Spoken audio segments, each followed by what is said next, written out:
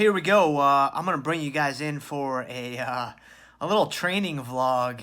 We got a little back and shoulders on the docket here, and here I am getting started on some medium size mag grip pull downs. You can't really see the grip there, but it's the mag grip apparatus, and this thing is sweet. I've not really I've not really found a better grip when it comes to uh, pull downs. I really like the way that this. You can see the bar a little bit better now. I've kind of moved the camera angle a little bit so you can see how sloppy my form is, man. My form, my form is terrible on these, and it's funny because when I'm doing them, like I feel really good, and I feel like, oh man, like I'm really in a groove, and my lats are firing hardcore, and so I have no interest in changing, but it's just funny because I feel really upright. But a vertical pull down. This is actually my second exercise of the day. I'm hitting sets of 10 here. My RPEs are probably around 7 or 8.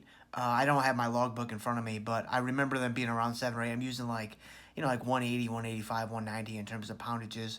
I actually did dumbbell seal rows first today. I didn't do these first. I actually didn't grab any footage of the dumbbell seal rows, but we're hitting a few sets. I'm walking up to my last set here, kind of, get a little chalk on the old hands, and then kind of get to work.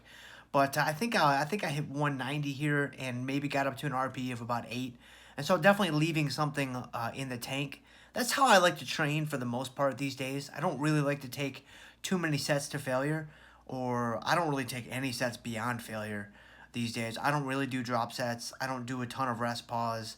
I might do some rest pause here and there, but I don't do drop sets. I feel like the muscular damage angle is just it's just too great for the payoff. It really decreases your performance later on in the week, and so not a huge fan of that. But so here's my last set. So what you're gonna see here is I actually slow down the negative tempo quite a bit, right? So this is a little bit of tempo work, I like to call it.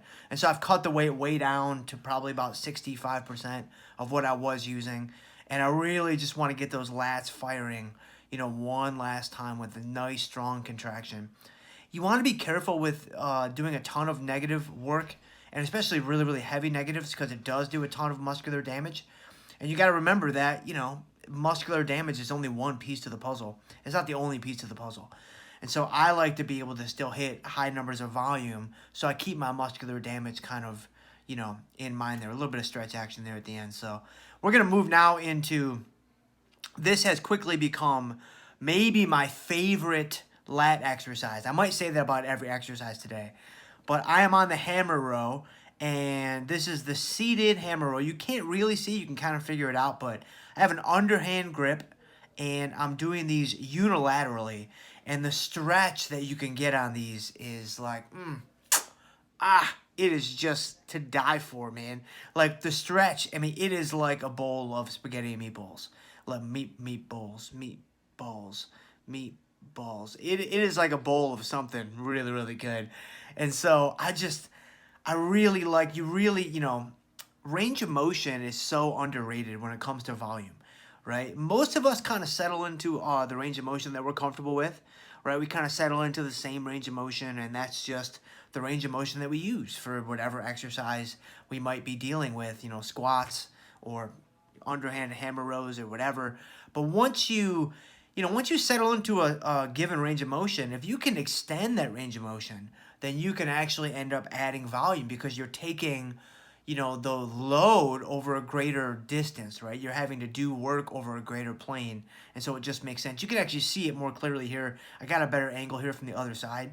And so I'm getting a really nice stretch. I'm not really doing these from a tempo standpoint in terms of trying to control the negative per se, but I like doing these exercises pretty slowly. My positive motion is obviously explosive. It's pretty much explosive across the board. That's just how I like to train, and that's how I think it's best to train. I don't really think there's a ton of benefits or advantages to doing slow positives. I think you're leaving a lot to be desired. But these guys are great. I only filmed 2 of these sets. I did 3. And so, hitting sets of 10 with RPEs of about 7 or 8, and I felt really good about that. So this has become my favorite lat exercise, this guy right here. Oh man. So you see I'm doing a lot of things unilaterally now, right? And especially when it comes to lat training, I feel like this is like a little secret that is kind of buried midway through this training vlog. Start palpating your muscles on your unilateral work if you can, and if you find it hard to develop a mind-muscle connection. Because what's going to happen is, like, so for here I'm doing the straight arm pull downs, right? This exercise historically is notorious for not feeling your lats, especially your lower lats, which is what you're really trying to target here. Your triceps just take over. Your triceps just really start to fire hardcore, and they're going to fire because of the motion, right? Your triceps are going to be an assistant to this movement to have to because of the motion that you're taking your arm through. But if you can minimize the load that they take over, that's gonna pay big dividends for your lat development. I found when I started to do this exercise unilaterally, and I started to palpate the muscle with my offhand, man, the contraction in my lats is like the whole way through, very little tricep recruitment, and I'm going really, really light here, and so it's hard to gauge my RPEs. I'm probably going too light, but if I go too heavy, then my tris just take over, and so I prefer to do a lot of, you know, high rep work here with pretty lightweight. And so these are the unilateral straight arm pull downs. I call them cool downs in my logbook, but I've done that for like 20 years. And so now we're gonna move into some shoulder work. So yeah, so I'm at the kettlebell station, as you can see, and I'm searching for the kettlebells that I need, and they're not there.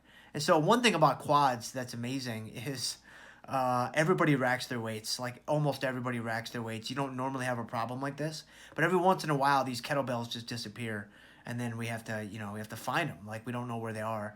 And then Noé, the guy who's like the maintenance guy, he's amazing. I wasn't able to find the kettlebells. I was looking for the 30s and I couldn't find them because I wanted to do some mile work, which is what I'm going to do here with the 30s. But I had to settle on the 25s. And so I was like, all right, we'll just do a lot more reps with the 25s than the 30s. The 30s with kettlebells, that's about my limit. I do the 35s on my heavy days, but that's only for like sets of 7. So I'm going to do some myo work here, and I've talked about this a little bit sparingly across my social media and stuff. But myo work is basically where you do your first set and you take it to almost failure, about an 8.5, 9 RPE, and then you only rest about 10 or 15 seconds on the clusters to follow, and you take those to about 8 or 9 RPE too, which is about 9 RPE, which is about only 4 or 5 reps. So you see how I'm digging into this set with the 25s. I think I'm going to get 20 here, and that's a PR for me.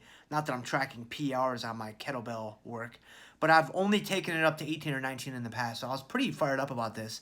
I took it up to 20, and then you're going to see I'm only going to rest for about 10 seconds. I'm going to hop right back in and get sets of 4 or 5. I think I get a couple 5s and then a couple of 4s.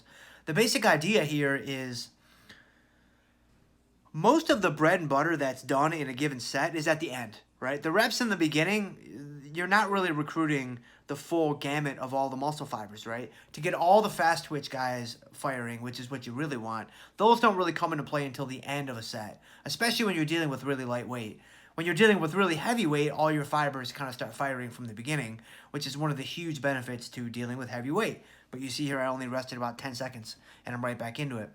Well, when you do a myo rep or myo sets, because you're resting so little, when I pick the weights up here, it's like I'm fast forwarding to the end of the second set. So I can save myself a ton of time and a ton of volume, just overall wear and tear, right? I'm going to rest another 10 seconds. I'm going to get another 4 or 5. This is kind of new, man. Like, I just started doing this about maybe 4 or 5 months ago. And I mean, it trims my training time down significantly. Is it as effective as doing more traditional training and more traditional reps? I don't know, honestly. Like, I feel pretty good buildup of lactic acid in the muscles. I feel a pretty good pump, but I don't really know. You know, it's hard to say at this point. It's still too new, still too young in its growth stage, if it has a growth stage, which I don't think it's going to. But I'll let you guys know, right? Like, I'm focusing on my delts right now, so we'll see. But I'm also in a huge caloric deficit, so I mean, am I really going to grow my delts too much? Probably not. But here I'm setting up for my last cluster, and at this point, things are firing pretty hardcore. And so we got a last cluster. I think I only got 4 here. I think I kind of punked out a little bit. I should have probably gotten 5, but it's all right. I do these to lead off my shoulder day. And then after this, I actually do unilateral dumbbell presses. But I didn't grab any footage of that here. So we're going to fast forward right into my last exercise of the day. This is an amazing movement. So I call these cable crossover shrugs because I'm holding the handles, the D handles, like I'd be doing a cable crossover, right? But you can clearly see I'm doing a shrug. Well, here's what's really cool about these. Number one is you have to use pretty lightweight. You could use super heavyweight, but that would kind of defeat the purpose of the movement, because what you really want to do is you really want to focus on your traps. You really want to focus on your traps lifting the weight. You know, when you do typical barbell shrugs, got that dude video bombing me. When you do traditional barbell shrugs or dumbbell shrugs, it's so easy to let the momentum take over. And you guys know I'm not a form Nazi, man. I mean, my form is pretty sloppy across the board, and so I have to be kind of careful of that. But these are really good because you go pretty light, you know, light to moderate, and you higher rep, 15, 20, 25. I'm doing like sets of 20, 22 here. But the great thing is, look at the angle of my arms. There's some good evidence. I got to thank Jeff Nippert for this because he kind of turned me onto this. There's some good evidence that when your arms are at more of an angle coming in at your traps, you know, you can vary the angle, but when they're coming more at an angle rather than up and down, you can stimulate more trap recruitment. So you can bring in, you know, kind of more fatigue in the area that you're really trying to localize the fatigue. And so I have found that to definitely be the case here. Not to mention I have a neck injury that I've been battling for years and years, and so I don't like to go super heavy on this type of stuff anyway, so it really helps. But that's pretty much it, man. There's a little training vlog action for you guys, a little back and shoulders. I'm about to wrap it up here, and I kind of enjoyed this, man, so I think we'll do it again.